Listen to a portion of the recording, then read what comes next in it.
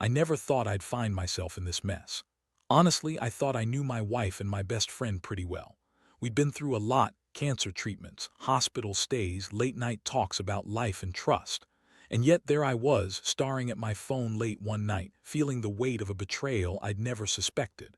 It started about 6 months ago, right when I was going through my worst. The chemo knocked me flat, and I was more vulnerable than I'd ever been. I'd always been cautious about who I let in, but I trusted Lisa, my wife, and Dave, my best friend, like family. They'd been my anchors. Until that night, I'd never doubted either of them. I was lying in bed, exhausted, half asleep, when I reached for my phone.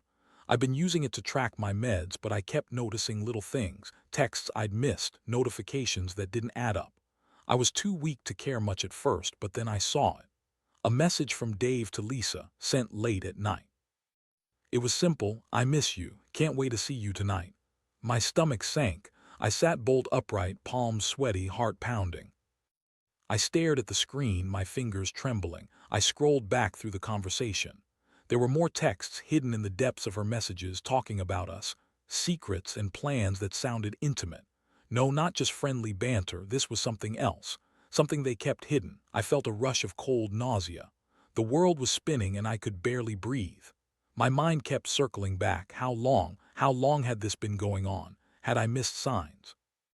I looked at the phone like it was a foreign object, like it belonged to someone else. The worst part, I had no proof she knew I'd seen the messages. Nothing concrete, just a sick feeling gnawing in my gut.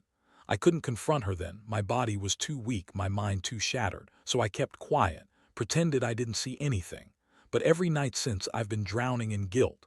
Did I ignore the signs? Did I miss the clues? Or was I just too damn blind to see it coming? I've always believed in honesty, in confronting what's real, no matter how painful. But now I don't even know where to start. I'm stuck in this limbo of silence, feeling betrayed, angry, and stupid all at once. That quiet, gnawing suspicion is eating me alive. I want to expose them, make them see what they've done. But I also wonder if I'm just kidding myself, if I'm better off pretending I never saw that message. They think I'm weak, maybe, that I wouldn't have the guts to do anything. Well, I'm not so sure anymore. That sound in my chest, like a gut punch, won't let me forget. I'm planning to do something about it, something they'll never see coming. But first, I need to figure out the next step: how to confront them, how to make them feel the pain they've given me without breaking myself in the process. That's what I'm trying to work out right now, lying here in the dark, feeling the weight of it all pressing down. The thing is, I'm not a vengeful guy. I never wanted to be the guy who burns everything down. But I earned a shot at some kind of justice. At least, that's what I tell myself. Because no one gets away with betrayal like this. Not my wife, not my best friend, not without consequences. And I swear, when I'm ready, I'll give them theirs, just not yet. Not until I've planned it out carefully. Because if I'm going to do this, it's got to be perfect. I need them to see me, not as the weak, sick guy they thought I was, but as someone who's finally taking control. Now I just sit here, listening to the faint hum of the refrigerator, my pulse racing, trying to figure out how to turn this nightmare into something that finally breaks them. I can't sleep. My mind is racing with plans and questions. How do you start a war when you're already wounded? That's what I need to know, because once I do, there's no going back. I spent the next couple of days locked in my head, going over every detail. I couldn't just blow up without knowing exactly what I was doing. That's not who I am. I'd been betrayed, no doubt about it, but I needed proof, something undeniable. I had to catch them in the act, or at least gather enough to make her admit it. I started by digging into her phone. It wasn't easy. She was cautious, hiding her messages behind passwords and apps I'd never even used, but I knew her patterns, her habits. She was careless sometimes, especially late at night when she thought I was asleep or too weak to care. That's when she'd slip into her secret world. I kept my ears open, waiting for a moment when I could find a way in without her noticing. One evening, I noticed her phone was on the kitchen table, face down. I got a flash of hope. I waited until she was in the bathroom, brushing her teeth, and I carefully slid her phone into my pocket. I knew I'd have to be patient, no rushing. I turned the phone on and started browsing. Her messages were encrypted, but I'd learned enough from friends that a little trick here and there could get me what I needed. After some digging, I found a hidden folder, one she thought was completely secure. Inside, there were pictures, screenshots of their chats. I could see the tone in her text, flirtatious, intimate. Words like "can't wait," "miss your touch," and "secret meetings" jumped out at me. I felt my stomach tighten. This wasn't just innocent texts. This was real, raw betrayal, and I was staring straight at it. I printed everything I could find. It was like proof of a crime, and I felt myself getting angrier with every page. I didn't want to just confront her and accuse her blindly. I wanted her to know I had seen it all, the evidence, the truth. This wasn't some misunderstanding or a miscommunication. They crossed a line, and I was going to make sure they paid for it. The next step was crucial: how to approach her without losing my mind. I decided I'd wait until I was stronger, until I had my plan in place. But I couldn't keep this bottled up. Every time I saw her, I felt the urge to scream, to shake her and demand answers. Instead, I kept calm, at least on the surface. I pretended everything was normal, but inside I was boiling. One night she brought home wine, trying to act like everything was fine. I sat there, holding my glass, watching her pour herself a drink. I was numb, but my mind was racing. I finally broke the silence. "You know, Lisa," I said softly, voice strained, "I found your secret folder on your phone." She froze, her face went pale for a second, then she tried to laugh it off. "What are you talking about? You're imagining things." "Don't lie to me," I said, voice cold. "I saw the pictures, the messages, I know what you've been doing." Her eyes flickered with guilt, then defiance. "It's not what you think, it's just, I was lonely. You're always sick, always tired. Dave been there. He's been the only one who cares." Care. That was her defense. I clenched my fists. It was so disgusting to see her try to justify it like that. I wanted to tear her apart, but I had to stay in control. Instead, I told her, "You think I didn't see your texts, the late-night calls? You're a liar, Lisa.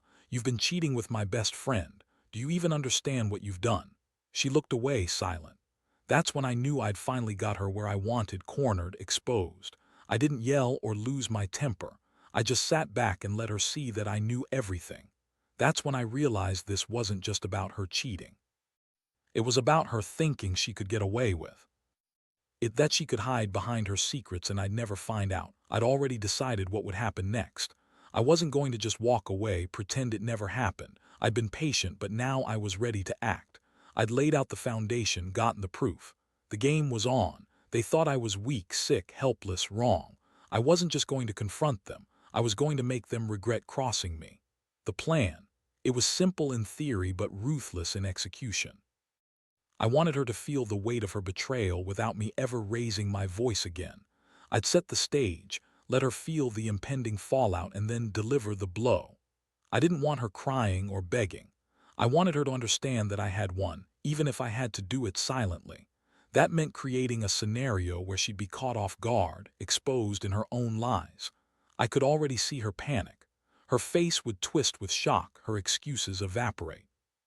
That's when I'd be there, calm and cold, ready to claim what was mine: dignity, respect, and the last word.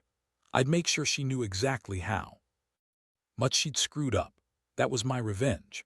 Not just tears or shouting, but her realization that I was finally taking control, and that I'd never be the one to drown in guilt again. The day I finally put my plan into motion, I felt a strange calm settle over me, like I'd been holding my breath for months, and now I could finally exhale. I wasn't rushing into a fit of rage or lashing out blindly. No, this was calculated, cold, precise. I had my proof, my plan, and the moment was ripe. I knew Lisa's routine. She always left her phone on the kitchen counter, charging overnight. That's where I decided to plant my bait. I took her phone, took a deep breath, and went through her messages one last time. I wanted to craft the perfect message, something that would seal her fate, make her realize she was caught. I typed out a message from Dave, one that sounded casual but unmistakably intimate. "Can't wait to see you tonight. Been thinking about you all day. Bring your favorite wine." I sent it to her number, knowing she'd see it in the morning. That would be the moment. I'd make her confront her lies. I kept a close eye on the clock. Around 8 p.m. I heard her footsteps in the hall. She was tired, probably expecting me to be asleep. I pretended to be engrossed in a book, but inside I was preparing. When she entered the room, I looked up, my voice steady. "Lisa," I said softly, "we need to talk." Her face froze. There was a flicker of guilt, but she masked it quickly. What's wrong? I held up her phone, the screen still lit with the message from Dave. This, I saw it, the secret text, the plans you two have been making, how long? She looked down, trembling slightly. It's not what you think, I was just lonely, you've been sick so long, Dave been there, he's been a friend. I snapped, feeling my chest tight. That's your excuse, you've been sleeping with my best friend and that's just loneliness. She choked on her words. I didn't mean for it to happen, it just did. It was a mistake. I stepped closer. Every nerve in my body was firing. I could feel my palms sweat, my voice sharper than I wanted. A mistake? You think that makes it okay? You've betrayed me in ways I can't even put into words. I was fighting cancer, Lisa. I was weak, vulnerable, and you used Dave, all behind my back. Her eyes filled with tears. I didn't want to hurt you, I felt invisible, like I was losing everything. Dave made me feel alive again. I shook my head, disgusted. You didn't just cheat on me, you played with my trust, with my life. I've been drowning in guilt, wondering if I missed the signs, if I was just blind. Now I see I was right to be suspicious. And you, Dave, what the hell were you thinking? She whispered, I never wanted to hurt you. Please, I didn't mean for this to get out. I clenched my fists. Too late, this ends tonight. You've crossed a line I can't come back from. And here's what's going to happen. I want the keys to the house. I want your phone, all of it, and I want you out completely. Don't call me, don't come back, I'll be packing my things. She looked at me, defeated, tears streaming down her face. Please don't do this, I love you. I looked her straight in the eyes. Love, this isn't love, it's betrayal, and I'm done pretending it's not. You and Dave, you're not the people I thought you were. The trust's shattered. I won't be a victim of this anymore. I turned away, feeling the cold weight of finality hit me. I walked to the closet, started gathering my things. Every movement felt like I was shedding a part of myself I'd never get back. My mind kept racing. How would I do this? How would I make her feel the loss? How do I make sure this sticks? As I packed, I kept hearing her voice inside my head, pleading, crying. But I knew I had to be ruthless. I couldn't let her see weakness. I couldn't let her think I'd come crawling back. That's when I decided I'd leave everything she ever knew about me behind. No contact, no explanation, just a clean break. I finished packing, turned off the lights, and headed for the door. I took her keys from the hook, tiny, cold metal in my hand, and reached out. I was about to give her one last chance to say something, to stop me, but I didn't. I just handed her the keys and left, shutting the door behind me. As I stepped outside into the cold night air, I felt a strange mixture of relief and rage. I'd taken the first truly decisive step. I knew she'd try to call, try to explain, but I wasn't interested in her words anymore. I'd already made my choice. Now I was finally free, and honestly, it felt damn good to be the one in control, even if I was still hurting. The house sat silent behind me, and in that moment I realized this wasn't just about revenge. It was about reclaiming my life, because no one gets away with betrayal without paying a price. The days that followed were a blur of emptiness and clarity. I moved out, packed my belongings, and left behind the ghost of who I once was with her. I won't lie. It hurt like hell. Every step away from that house felt like dragging my heart through gravel. But deep down, I knew I had to do it. Staying would have meant drowning in guilt and regret, and I refused to let her win that way. I started staying with a friend for a while, just to clear my head. It gave me space to breathe and think.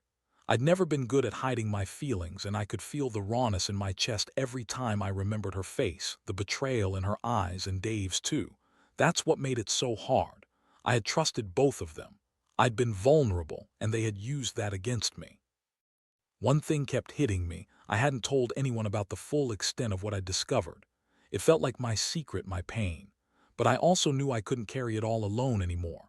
I needed to talk, to get it out, to stop pretending I was fine. So I confided in a close friend, a guy I'd known for years. I showed him the proof, told him everything. His face twisted with shock, then anger.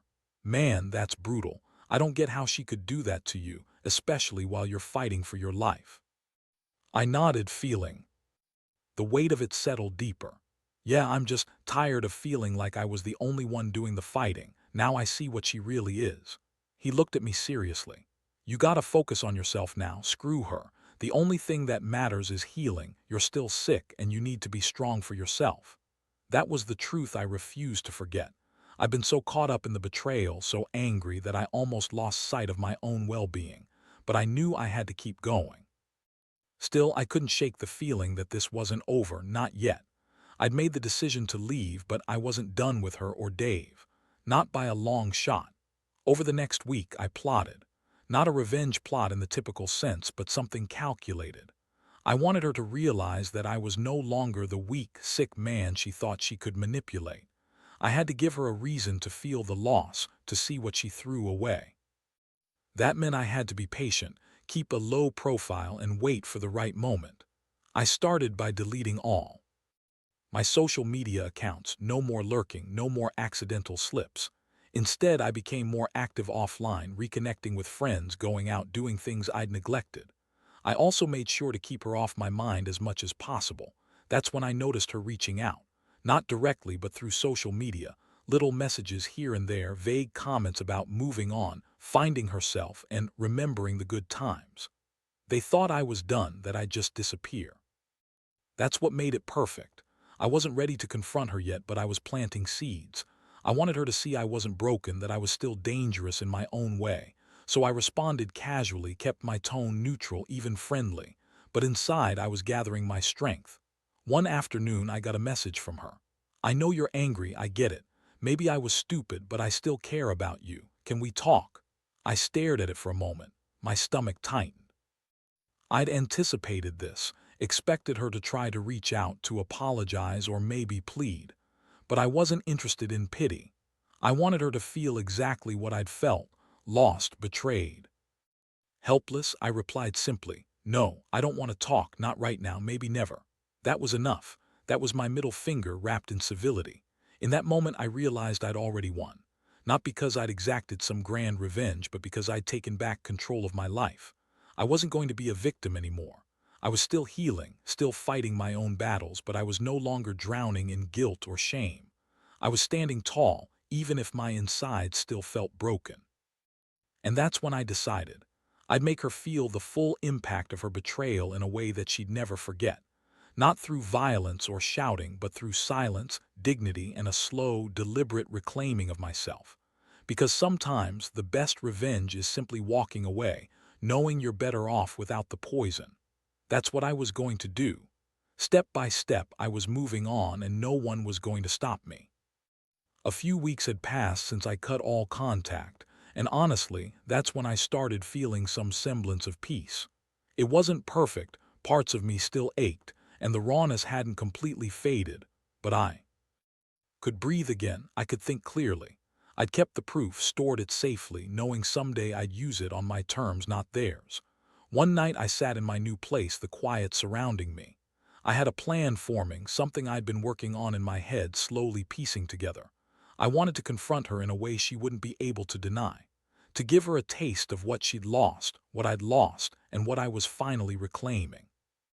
It was time to make her understand the consequences of her betrayal without falling into the trap of revenge for revenge's sake. I spent days preparing. I found a lawyer and I drafted the necessary documents to formalize everything. I wanted her to know I wasn't just angry. I was serious, methodical, and determined to end this chapter with a definitive statement. I wasn't after petty revenge. I wanted closure that couldn't be ignored. The day came, and I decided I'd do it face to face. No more hiding, no more pretending I was okay. I wanted her to see the cold fury in my eyes, see that I had finally taken back control. I chose my words carefully. I wanted her to feel the sting, but I also wanted her to understand I was done with being the victim. I arrived at her new apartment, clutching the folder with all the legal papers. She opened the door, surprised, her eyes flickering with a mixture of guilt and defiance. She clearly hadn't expected me to show up directly. "Lisa," I said softly but firmly, "we need to talk." She hesitated, then stepped aside. "What's this about?" I held out the folder. "This is a formal notice. You've been served. You're officially evicted from the house and the divorce papers are on their way. I want you to understand I'm done. I won't be your pawn anymore, and I'm not interested in your excuses." Her face drained of color. "You can't do this. We're married." "No," I interrupted. "You betrayed me, you and Dave. You thought I was too sick, too weak to stand up for myself.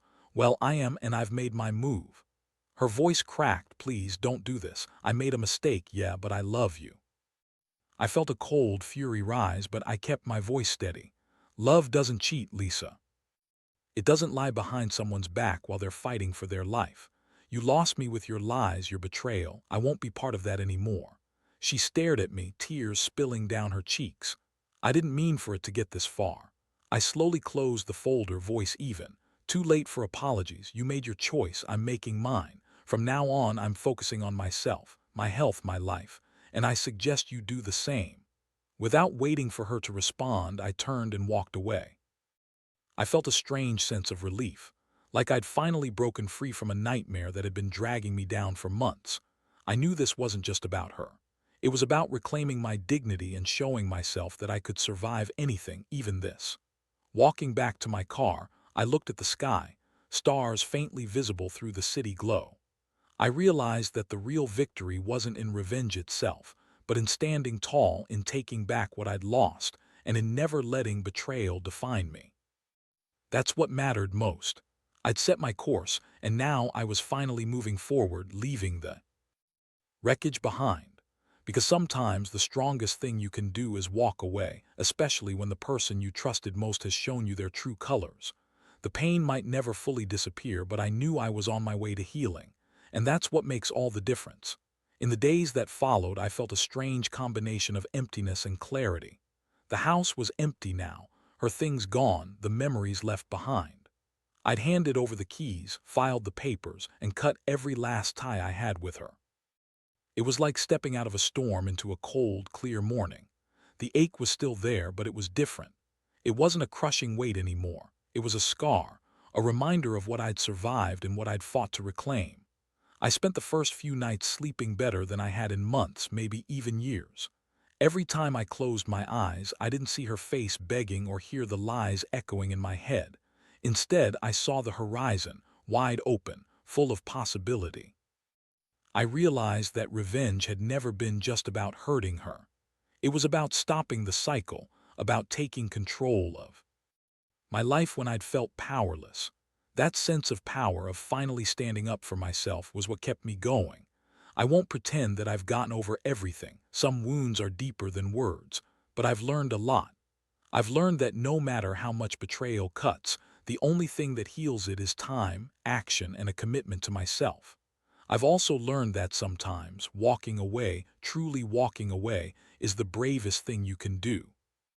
Looking back, I see how I let my guilt and guilt-ridden silence keep me trapped. I was so busy second-guessing myself, trying to understand her motivations, that I ignored my own needs. Now I know better. The betrayal, the secrecy, the lies, they all said more about her than me. I was the one fighting for my life, and she was the one who threw it all away. And Dave, well, I don't think about him much anymore. I've accepted that some people are just not worth the effort, especially those who choose betrayal over loyalty. I've learned that true strength isn't in revenge, but in knowing when to walk away and focus on healing. That's what I did. I took my pain, my guilt, and turned it into a lesson. A lesson about trust, about boundaries, about never letting someone take control of your life again. So here I am, still healing, still moving forward, but finally at peace. I know I'll never forget what happened, but I refuse to let it define me. I refuse to be a victim anymore. I've reclaimed my dignity, my sanity, and my future. If there's one thing I want anyone reading this to take away, it's this: betrayal is painful, yes, but it's also an opportunity.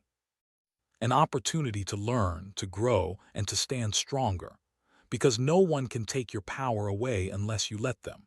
And I choose to never do that again.